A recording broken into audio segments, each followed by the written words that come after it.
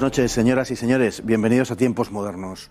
Uno de los hechos de armas más conocidos del siglo XX es la liberación de París por los aliados en agosto de 1944, protagonizada por los llamados franceses libres. Un hecho simbólico que le permitió a Francia figurar en el bando vencedor de la Segunda Guerra Mundial. La verdad era que Francia había sido derrotada sin paliativos en 1940 y firmado un armisticio con Alemania, y que la inmensa mayoría de franceses había apoyado al mariscal Pétain. Pero de Gaulle, aunque violentara la verdad histórica, estaba resuelto a fundar sobre la resistencia y la liberación de París dos mitos poco sostenibles: la legitimidad de la Francia de posguerra. En aquel episodio, además, no faltó un grupo de españoles republicanos integrados en la vanguardia de la segunda división blindada del general Leclerc, que entró en París. Unidad cuyo comportamiento fue y sigue siendo polémico. De ello hablamos hoy. Mediado el verano de 1944, durante las semanas siguientes al final de la dura campaña de Normandía, los aliados hicieron de París su objetivo más obvio. El avance fue tan rápido y los alemanes parecían tan acabados que norteamericanos y británicos cruzaban apuestas acerca de cuándo concluiría la guerra. La mayoría pensaba que para Navidad estarían en casa. La carrera hacia París se aceleró a mediados de agosto, una vez que resolvieron, por razones políticas, que serían los franceses quienes entrarían en la capital. Por razones políticas se creó la ficción de que Francia, a través de las fuerzas francesas libres y de la resistencia, también habían derrotado a los alemanes. Así pues, los norteamericanos permitieron que la segunda división blindada del general Leclerc entrase primero en París, y que el general de Gaulle pudo proclamar que París había sido liberado por sí mismo, liberado por su pueblo, con la ayuda de las tropas de Francia, con el apoyo y la participación de toda Francia, de la Francia combativa, de la única Francia, de la Francia auténtica, de la Francia eterna. En cualquier caso, la llamada liberación de París distó de ser un acto heroico en sentido militar. El grueso del ejército alemán había evacuado la ciudad a toda prisa días antes, con lo que los escasos soldados vestidos de felgró que allí quedaban eran apenas los necesarios para mantener los servicios básicos. Las fuerzas de la Wehrmacht en la capital francesa sumaban 4 Panzer, 2 compañías montadas en bicicletas, 2 destacamentos antiaéreos y los restos de un batallón de tanques, compuesto por 17 aventajados carros de combate franceses escasamente operativos. Como fuerzas de infantería, la guarnición de París estaba construida por un batallón de intérpretes y traductores y una pequeña unidad de administrativos, sordos y enfermos variados, además de un puñado de alemanes civiles residentes en París, llamados a las armas en el último momento y sin instrucción militar alguna. Las tropas aliadas que tomaron París entre el 24 y el 25 de agosto de 1944 no tenían pues enfrente ninguna unidad militar alemana digna de ese nombre. A la vanguardia de las fuerzas militares aliadas que entraron en París se hallaban las tropas de Leclerc, la segunda división blindada, íntegramente equipada con material estadounidense, y entre estas una compañía, la 9ª, formada mayoritariamente, aunque no en exclusiva, por republicanos españoles exiliados en Francia. La 9ª compañía no había desembarcado en Normandía sino hasta 2 meses después del día D, y junto con el resto de la división pasó a formar parte del tercer ejército de los Estados Unidos del general Patton. En su conjunto, la segunda división blindada tuvo un papel más bien poco lucido, perdiendo en la marcha que le condujo desde la Porte d'Orléans hasta el centro de París la increíble cantidad de 150 vehículos, entre ellos unos 35 carros de combate, el doble de todos los que poseen a los alemanes en la capital francesa. La 9ª compañía estaba mandada por un capitán francés, Raymond Dron, pero cuando una joven parisina besó a uno de los componentes de la 9, creyendo que era francés, este contestó: «No somos franceses, somos rojos españoles». La división de Leclerc, en la que estaban encuadrados los españoles, cometió abundantes crímenes de guerra. Se calcula que unos 10.000 hasta el final de la guerra. Incluso el último día de la guerra está documentada la matanza de 12 prisioneros franceses de las SS caídos en sus manos. El pelotón de fusilamiento estaba dirigido por el teniente Ferrano, al mando de la 4ª compañía del regimiento del Chad, mayoritariamente formada por españoles. Bueno, y nos hemos ido hasta agosto de 1944. Muy buenas noches, don Juan Ernesto Fluge. Buenas noches, Fernando. ¿Qué tal? Pues estamos en la batalla de Normandía, ha terminado. El poderío industrial aliado, en forma de superioridad aérea, ha conseguido su objetivo de derrotar a los alemanes, rompen el frente, se esparcen por el centro de Francia y se dirigen a París, un París ocupado durante 4 años nada menos por la Wehrmacht. el fruto que desean obtener, el objetivo que persiguen, ¿no? Sí, al final el carácter propagandístico que buscaba De Gaulle encuentra eco en las decisiones del alto mando norteamericano, que a fin de cuentas es quien dirige las operaciones en suelo francés, por mucho que quieran vender la película de que el Ejército de la Francia Libre era el que estaba realizando esa operación, y se permite que sea la segunda división dirigida por Leclerc, un general que no había hecho absolutamente ningún acto de combate durante toda la Segunda Guerra Mundial. Bueno, sí, lo había hecho, pero antes de la entrada en Francia de las tropas alemanas, retirando y ayudando a la salida de Gaulle hacia Francia. Era todo su bagaje en la Segunda Guerra Mundial.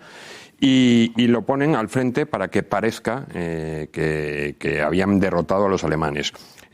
No desembarcó en Normandía la unidad de Leclerc, sino que se sumó después del esfuerzo bélico, en un momento en el que las tropas alemanas estaban retrocediendo para asegurar las fronteras y intentar plantar un muro defensivo para evitar que esas tropas alemanas entrasen en el suelo alemán. Americanas entrasen en el suelo alemán. Bueno, otro día hablaremos de la resistencia, porque creo que merece por lo menos un programa, pero sobre aquella circunstancia de la entrada de los franceses en París, como hito simbólico, digamos, y sobre la propia resistencia, se erige el mito de la liberación de Francia, de esa Francia liberada por sí misma que decía De Gaulle, y que es un mito operante y sobre el que se fundará la República Francesa, la Cuarta República, y se fundará, en fin, la legitimidad de la Francia de posguerra, una Francia que había sido sencillamente aplastada en 1940 por la Wehrmacht. Sí, además es que con el tema de la resistencia francesa ocurre un poco con lo que ocurría con el maquis en España. No tenían apoyo social prácticamente ninguno. Están inoperantes durante gran parte de esos 4 años de ocupación alemana. Y solamente al final, cuando ya se produce el desembarco de las tropas aliadas en Normandía, es cuando empiezan a hacer algo, y solamente en aquellas zonas donde habían desaparecido las autoridades alemanas. Es decir, es un poco la labor de represión y una labor sucia en la retaguardia frente a lo que ellos llamaban los colaboracionistas, que a fin de cuentas, colaboracionistas desde la firma de los tratados de rendición y la creación de la Francia de Vichy, a ojos de estos milicianos de la resistencia, de estos que al final actuaron un poco con modelo terrorista de actuación, ¿no? Asesinatos, bombas y demás, a ojos de ellos todo aquel ciudadano francés era colaboracionista por el mero hecho de que se sometió a la autoridad legítima establecida por Pétain y Laval, ¿no? Bueno, y en realidad, en fin, ya digo que dedicaremos un programa a esto, pero en realidad, desde el punto de vista militar, Alemania perdió el 80% de sus efectivos en el frente del Este. La lucha en el Oeste, como ya hemos dicho en alguna ocasión, hay que matizarla mucho por este motivo, y concretamente, la calidad de las fuerzas alemanas en el Oeste en general, ¿no?, era inferior a la de las fuerzas alemanas en el Este, excepto algunos momentos puntuales donde no fue así.